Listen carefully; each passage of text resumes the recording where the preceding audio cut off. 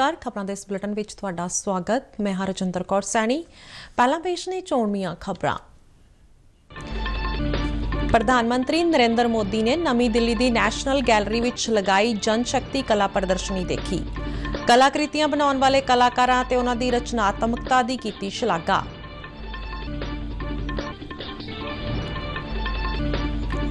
केंद्रीय सेहत मंत्री डॉक्टर मनसुख मांडविया ने G7 के मंच से भारत की डिजिटल पहुंच से पाया चानना।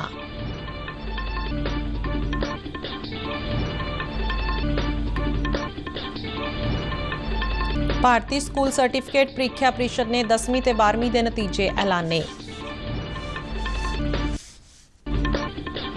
सरहंद फतेह दिवस मौके श्रोमणी कमेटी वालों फतेहगढ़ साहब विखे 3 रोज़ा धार्मिक समागमां दा आयोजन।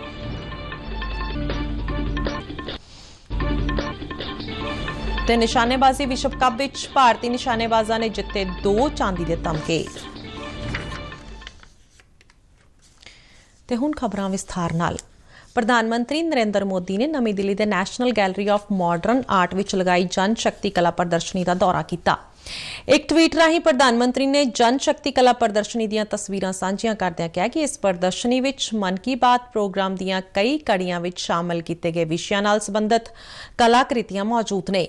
प्रधानमंत्री ने कलाकृतियां बनाने वाले कलाकारां अते उन्हां दी रचनात्मकता की शलाघा की। इस प्रदर्शनी विच मन की बात के विषयों तो इलावा स्वच्छता, जल संभाल, खेतीबाड़ी, पुलाड़, उत्तर पूरब भारत, नारी शक्ति, योग अते आयुर्वेद जहे विषयों नूं भी शामिल किया गया है। प्रदर्शनी दीयां कई कलाकृतियां नूं भारत के चोटी के कलाकारां वालों बनाया गया है। प्रधानमंत्री नरेंद्र मोदी ने वालमार्ट के CEO डग मैकमिलन नाल मुलाकात नूं फलदायक दस्सिया। प्रधानमंत्री ने वालमार्ट के एक ट्वीट नूं साझा करदिआं कहा कि वख-वख विषयां ते उन्हां नाल विचार वटांदरा समझ बूझ नाल भरपूर रहा। प्रधानमंत्री ने कहा कि वालमार्ट वालों भारत विच सरमाएकारी कीते जाण ते उन्हां नूं प्रसन्नता होवेगी।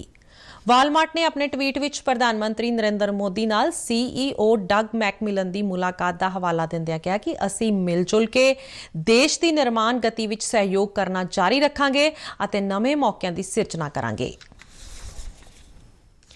केंद्रीय गृह मंत्री अमित शाह भलके नवी दिल्ली विच विधानक खरड़ा तैयार करने बारे सिखलाई प्रोग्राम की शुरुआत करनगे। यह प्रोग्राम संविधानक अते पार्लीमानी अध्ययन बारे संस्थान वालों लोकतंत्र लई पार्लीमानी खोज अते सिखलाई संस्थान की मदद नाल करवाया जाएगा। इस सिखलाई प्रोग्राम का मंतव विधानक खरड़िਆਂ ਨੂੰ ਤਿਆਰ ਕਰਨ बारे सिद्धांतक अते अभ्यासां की समझ ਨੂੰ बेहतर बनाउणा है। इस सिखलाई प्रोग्राम विच संसद, सूबाई विधान सभावां, वख-वख मंत्रालयां, संविधानक इकाइयां ते सरकारी विभागां दे अधिकारियों वालों शिरकत की जाएगी। केंद्रीय विज्ञान और तकनोलॉजी मंत्री डॉक्टर जितेंद्र सिंह ने कहा कि स्टार्टअप नूं प्रफुल्लित करन अते उन्हां दे विकास लई जल्दी ही एक प्रणाली विकसित की जाएगी।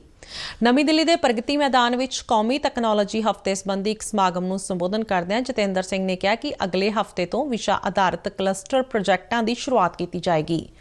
केंद्र सरकार वालों स्टार्टअप नूं प्रफुल्लित करने लई कीतीआं जा रहीआं पहलकदमियां दा जिक्र करदिआं उन्हां कहा कि सरकार नवे उद्यमां नूं तकनीकी अते वित्ती सहायता मुहैया करवा रही है।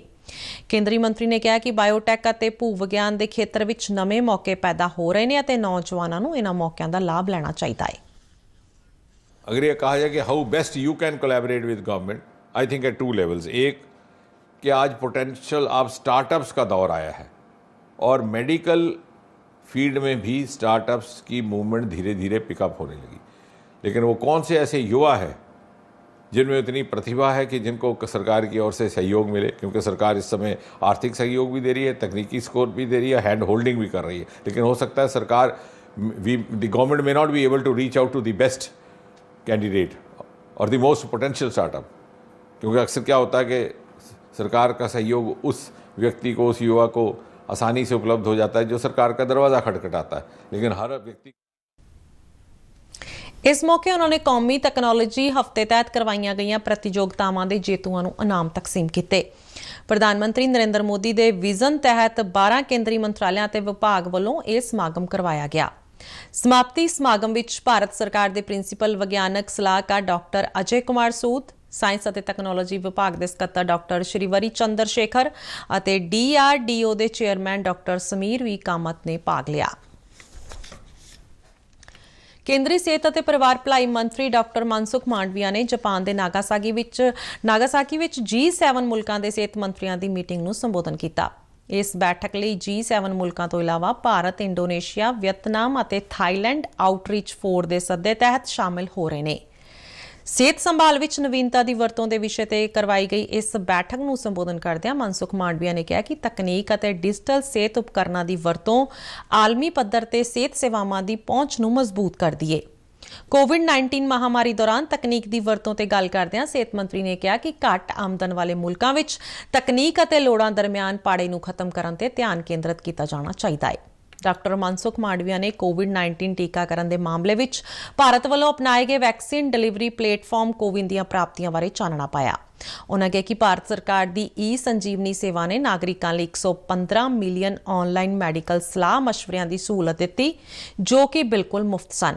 ਉਨ੍ਹਾਂ ਭਾਰਤ ਵੱਲੋਂ G20 ਦੀ ਪ੍ਰਧਾਨਗੀ ਤਹਿਤ ਕੀਤੀਆਂ ਜਾ ਰਹੀਆਂ ਪਹਿਲ ਕਦਮੀਆਂ ਦਾ ਵੀ ਜ਼ਿਕਰ ਕੀਤਾ।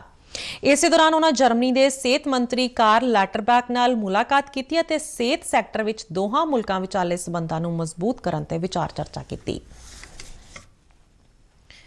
ਭਾਰਤ ਦੀ ਵਿੱਤੀ ਰਾਜਧਾਨੀ ਮੁੰਬਈ ਭਲਕੇ ਤੋਂ G20 ਸਮੂਹਾਂ ਦੇ ਡੈਲੀਗੇਟਾਂ ਦੀ ਊਰਜਾ ਸੰਬੰਧੀ ਬੈਠਕ ਦੀ ਮੇਜ਼ਬਾਨੀ ਕਰਨ ਲਈ ਤਿਆਰ-ਬਰ-ਤਿਆਰ ਹੈ। 17 ਮਈ ਤੱਕ ਚੱਲਣ ਵਾਲੀ ਐਨਰਜੀ ਟ੍ਰਾਂਜੀਸ਼ਨ ਵਰਕਿੰਗ ਗਰੁੱਪ ਦੀ ਮੀਟਿੰਗ ਵਿੱਚ ਆਲਮੀ ਸਹਿਯੋਗ ਅਤੇ ਊਰਜਾ ਤਬਾਦਲੇ ਨਾਲ ਸੰਬੰਧਿਤ ਵੱਖ-ਵੱਖ ਵਿਸ਼ਿਆਂ ਤੇ ਗੱਲਬਾਤ ਕੀਤੀ ਜਾਏਗੀ। ਇਸ ਦੌਰਾਨ G20 ਦੇਸ਼ਾਂ ਦੇ ਨੁਮਾਇੰਦਿਆਂ, ਮਹਿਮਾਨ ਮੁਲਕਾਂ ਤੇ ਕੌਮਾਂਤਰੀ ਸੰਗਠਨਾਂ ਦੇ ਡੈਲੀਗੇਟਾਂ ਵੱਲੋਂ ਵੀ ਭਾਗ ਲਿਆ ਜਾਏਗਾ। 3 ਦਿਨਾਂ ਬੈਠਕ ਦੌਰਾਨ ਵਿਚਾਰ ਚਰਚਾ ਸੈਸ਼ਨ ਤੋਂ ਇਲਾਵਾ ਕਈ ਸੈਮੀਨਾਰ ਵੀ ਹੋਣਗੇ। ਕੇਂਦਰੀ ਸੂਚਨਾ ਤੇ ਪ੍ਰਸਾਰਣ ਰਾਜ ਮੰਤਰੀ ਡਾਕਟਰ ਐਲ ਮੁਰੂਗਨ ਇਸ ਵਰੇ ਹੋਣ ਵਾਲੇ ਕਾਂਸ ਫਿਲਮ ਫੈਸਟੀਵਲ ਵਿੱਚ ਭਾਰਤੀ ਵਫਦ ਦੀ ਅਗਵਾਈ ਕਰਨਗੇ। 16 ਤੋਂ 27 ਮਈ ਦੇ ਇਸ ਦੌਰੇ ਦੌਰਾਨ ਭਾਰਤੀ ਵਫਦ ਇੱਕ ਆਸਕਾਰ ਜੇਤੂ ਗੁਨੀਤ ਮੋਂਗਾ ਅਤੇ ਅਦਾਕਾਰਾ ਮਾਨੂਸ਼ੀ ਚਿੱਲਰ ਵੀ ਸ਼ਾਮਿਲ ਹੋਣਗੇ। ਕਾਂਸ ਫਿਲਮ ਫੈਸਟੀਵਲ ਲਈ ਇੰਡੀਆ ਪੈਵੇਲੀਅਨ ਨੂੰ ਅਹਿਮਦਾਬਾਦ ਦੇ ਨੈਸ਼ਨਲ ਇੰਸਟੀਚਿਊਟ ਆਫ ਡਿਜ਼ਾਈਨ ਵੱਲੋਂ ਰੂਪਰੇਖਾ ਦਿੱਤੀ ਗਈ ਹੈ, ਜੋ ਸਰਸਵਤੀ ਜੰਤਰ ਨਾਲ ਮੇਲ ਖਾਂਦੀ ਹੈ। ਕਾਂਸ ਫਿਲਮ ਫੈਸਟੀਵਲ ਲਈ 4 ਭਾਰਤੀ ਫਿਲਮਾਂ ਨੂੰ ਅਧਿਕਾਰਤ ਤੌਰ ਤੇ ਚੁਣਿਆ ਗਿਆ ਹੈ।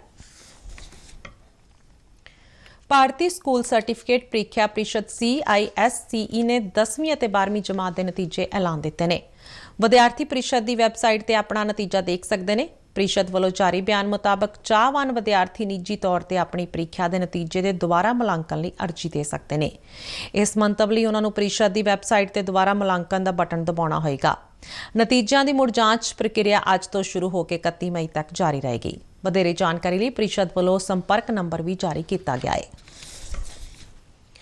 ਕਰਨਾਟਕ ਵਿਧਾਨ ਸਭਾ ਚੋਣਾਂ ਵਿੱਚ ਕਾਂਗਰਸ ਪਾਰਟੀ ਨੂੰ ਸਪਸ਼ਟ ਬਹੁਮਤ ਮਿਲਣ ਤੋਂ ਬਾਅਦ ਪਾਰਟੀ ਨੇਤਾ ਦੀ ਚੋਣ ਲਈ ਸਿਆਸੀ ਗਤੀਵਿਧੀਆਂ ਤੇਜ਼ ਹੋ ਗਈਆਂ ਨੇ। ਵਿਧਾਨਕਾਰ ਦਲ ਦੇ ਆਗੂ ਦੀ ਚੋਣ ਲਈ ਅੱਜ ਬੰਗਲੁਰੂ ਵਿੱਚ ਮੀਟਿੰਗ ਹੋ ਰਹੀ ਹੈ। ਕਾਂਗਰਸ ਦੇ ਜੇਤੂ ਉਮੀਦਵਾਰ ਬੰਗਲੁਰੂ ਪਹੁੰਚ ਗਏ ਨੇ, ਜਿੱਥੇ ਕਾਂਗਰਸ ਵਿਧਾਨਕਾਰ ਦਲ ਦੇ ਆਗੂ ਦੀ ਵਿਚਾਰ ਵਟਾਂਦਰੇ ਮਗਰੋਂ ਚੋਣ ਕੀਤੀ ਜਾਏਗੀ। ਇਸੇ ਦੌਰਾਨ ਬੰਗਲੁਰੂ ਵਿੱਚ ਪੱਤਰਕਾਰਾਂ ਨਾਲ ਗੱਲਬਾਤ ਕਰਦਿਆਂ ਬੀਜੇਪੀ ਦੇ ਆਗੂ ਅਤੇ ਸਾਬਕਾ ਮੁੱਖ ਮੰਤਰੀ ਬਾਸਵਰਾਜ ਬੋਮਈ ਨੇ ਕਿਹਾ ਕਿ ਹਾਰ ਦੇ ਕਾਰਨਾਂ ਦੀ ਸਮੀਖਿਆ ਕੀਤੀ ਜਾਏਗੀ ਅਤੇ ਸੂਬੇ ਵਿੱਚ ਪਾਰਟੀ ਨੂੰ ਮੁੜ ਪੈਰਾਂ ਸਿਰ ਕਰਨ ਲਈ ਢੁਕਵੇਂ ਕਦਮ ਚੁੱਕੇ ਜਾਣਗੇ। ਉਨ੍ਹਾਂ ਕਾਂਗਰਸ ਨੂੰ ਅਪੀਲ ਕੀਤੀ ਕਿ ਚੋਣ ਮਨੋਰਥ ਪੱਤਰ ਵਿੱਚ ਕੀਤੇ ਗਏ ਵਾਅਦਿਆਂ ਤੇ ਅਮਲ ਕੀਤਾ ਜਾਵੇ। ਉਨ੍ਹਾਂ ਕਿਹਾ ਕਿ ਭਾਰਤੀ ਜਨਤਾ ਪਾਰਟੀ ਸੂਬੇ ਦੀ ਨਵੀਂ ਬਣੀ ਸਰਕਾਰ ਨੂੰ ਹਰ ਤਰ੍ਹਾਂ ਦਾ ਸਹਿਯੋਗ ਦੇਵੇਗੀ। ਸਿੱਖ ਕੌਮ ਦੇ ਮਹਾਨ ਜਰਨੈਲ ਬਾਬਾ ਬੰਦਾ ਸਿੰਘ ਬਹਾਦਰ ਵੱਲੋਂ ਸਰਹੰਦ ਫਤਿਹ ਨੂੰ ਸਮਰਪਿਤ ਸ਼੍ਰੋਮਣੀ ਗੁਰਦੁਆਰਾ ਪ੍ਰਬੰਧਕ ਕਮੇਟੀ ਵੱਲੋਂ ਫਤਿਹਗੜ੍ਹ ਸਾਹਿਬ ਵਿਖੇ 3 ਰੋਜ਼ਾ ਧਾਰਮਿਕ ਸਮਾਗਮਾਂ ਦਾ ਆਯੋਜਨ ਕੀਤਾ ਗਿਆ। ਇਸੇ ਦੌਰਾਨ Shiromani gatka federation of India ਦੇ ਸਹਿਯੋਗ ਨਾਲ ਸਿੱਖ ਮਾਰਸ਼ਲ ਆਰਟ ਗੱਤਕਾ ਕੈਂਪ ਵੀ ਕਰਵਾਇਆ ਗਿਆ। ਇਸ ਮੁਕਾਬਲੇ ਵਿੱਚ ਪੰਜਾਬ, ਹਰਿਆਣਾ, ਹਿਮਾਚਲ ਅਤੇ ਦਿੱਲੀ ਸਣੇ ਕਈ ਸੂਬਿਆਂ ਦੀਆਂ 13 ਗੱਤਕਾ ਟੀਮਾਂ ਨੇ ਭਾਗ ਲਿਆ। ਸ਼੍ਰੋਮਣੀ ਕਮੇਟੀ ਦੇ ਜੂਨੀਅਰ ਮੀਤ ਪ੍ਰਧਾਨ ਜਥੇਦਾਰ ਅਵਤਾਰ ਸਿੰਘ ਨੇ ਗੱਤਕਾ ਟੀਮਾਂ ਦੇ ਖਿਡਾਰੀਆਂ ਦੀ ਹੌਸਲਾ ਅਫਜ਼ਾਈ ਕੀਤੀ ਅਤੇ ਨੌਜਵਾਨਾਂ ਨੂੰ ਇਸ ਸਿੱਖ ਮਾਰਸ਼ਲ ਆਰਟ ਨੂੰ ਅਪਣਾਉਣ ਲਈ ਪ੍ਰੇਰਿਆ। ਗੱਤਕਾ ਕੱਪ ਵਿੱਚ ਲੜਕੀ ਅਤੇ ਲੜਕੀਆਂ ਦੇ ਮੁਕਾਬਲੇ ਕਰਵਾਏ ਗਏ ਅਤੇ ਪਹਿਲਾ ਸਥਾਨ ਪਾਉਣ ਵਾਲੇ ਖਿਡਾਰੀਆਂ ਨੂੰ ਯਾਦਗਾਰੀ ਚਿੰਨ੍ਹ ਦੇ ਕੇ ਸਨਮਾਨਿਤ ਕੀਤਾ ਗਿਆ। ਸਰਹੰਦ ਫਤਿਹ ਦਿਵਸ ਮੌਕੇ ਬਾਬਾ ਬੰਦਾ ਸਿੰਘ ਬਹਾਦਰ ਅੰਤਰਰਾਸ਼ਟਰੀ ਫਾਊਂਡੇਸ਼ਨ ਵੱਲੋਂ ਲੁਧਿਆਣਾ ਦੇ ਪਿੰਡ ਰਕਬਾ ਤੋਂ ਵਿਸ਼ਾਲ ਫਤਿਹ ਮਾਰਚ ਦੀ ਆਰੰਭਤਾ ਕੀਤੀ ਗਈ। ਬਾਬਾ ਬੰਦਾ ਸਿੰਘ ਬਹਾਦਰ ਭਵਨ ਤੋਂ ਸੰਤਾਂ ਮਹਾਂਪੁਰਖਾਂ ਦੀ ਅਗਵਾਈ ਹੇਠ ਆਰੰਭਿਆ ਫਤਿਹ ਮਾਰਚ ਹਾਥੀ, ਘੋੜੇ, ਗੱਤਕਾ ਪਾਰਟੀਆਂ ਤੇ ਬੈਂਡ ਬਾਜਿਆਂ ਨਾਲ ਪਿੰਡ ਰਕਬਾ ਤੋਂ ਲੁਧਿਆਣਾ ਹੁੰਦਾ ਹੋਇਆ ਚੱਪੜਚਿੜੀ ਪੁੱਜੇਗਾ। ਫਾਊਂਡੇਸ਼ਨ ਦੇ ਪ੍ਰਧਾਨ ਕਿਸ਼ਨ ਕੁਮਾਰ ਵੱਲੋਂ ਦਿੱਤੀ ਗਈ ਜਾਣਕਾਰੀ ਮੁਤਾਬਕ ਚੱਪੜਚਿੜੀ ਪੁੱਜਣ ਤੇ ਬਾਬਾ ਬੰਦਾ ਸਿੰਘ ਬਹਾਦਰ ਜੀ ਵੱਲੋਂ ਸਰਹੰਦ ਫਤਿਹ ਸੰਬੰਧੀ ਇੱਕ ਵਿਸ਼ੇਸ਼ ਸਮਾਗਮ ਕਰਵਾਇਆ ਜਾਏਗਾ। ਜਿੱਥੇ ਉਹਨਾਂ ਦੇ ਜੀਵਨ ਅਤੇ ਜੰਗਾਂ ਤੇ ਰੌਸ਼ਨੀ ਪਾਈ ਜਾਏਗੀ। ਇਸ ਉਪਰੰਤ ਫਤਿਹਗੜ੍ਹ ਸਾਹਿਬ ਸਥਿਤ ਗੁਰਦੁਆਰਾ ਜੋਤੀ ਸਰੂਪ ਵਿਖੇ ਫਤਿਹ ਦੀ ਅਰਦਾਸ ਹੋਏਗੀ। ਮਹਾਨ ਸਿੱਖ ਜਰਨੈਲ ਬਾਬਾ ਬੰਦਾ ਸਿੰਘ ਬਹਾਦਰ ਨੇ 12 ਮਈ 1710 ਨੂੰ ਚੱਪੜਚਿੜੀ ਦੇ ਇਤਿਹਾਸਕ ਮੈਦਾਨ ਵਿੱਚ ਵਜ਼ੀਰ ਖਾਨ ਦਾ ਖਾਤਮਾ ਕਰਕੇ 14 ਮਈ ਨੂੰ ਸਰਹੰਦ ਵਿਖੇ ਫਤਿਹ ਦਾ ਝੰਡਾ ਲਹਿਰਾਇਆ ਸੀ। ਫਾਜ਼ਿਲਕਾ ਦੇ deputy commissioner doctor Senu Duggal ਨੇ ਕਿਸਾਨਾਂ ਨੂੰ ਕਣਕ ਦਾ ਨਾੜ ਅਤੇ ਹੋਰ ਖੇਤੀ ਰਹਿੰਦ ਖੂੰਹਦ ਨੂੰ ਨਾ ਸਾੜਨ ਦੀ ਅਪੀਲ ਕੀਤੀ ਹੈ।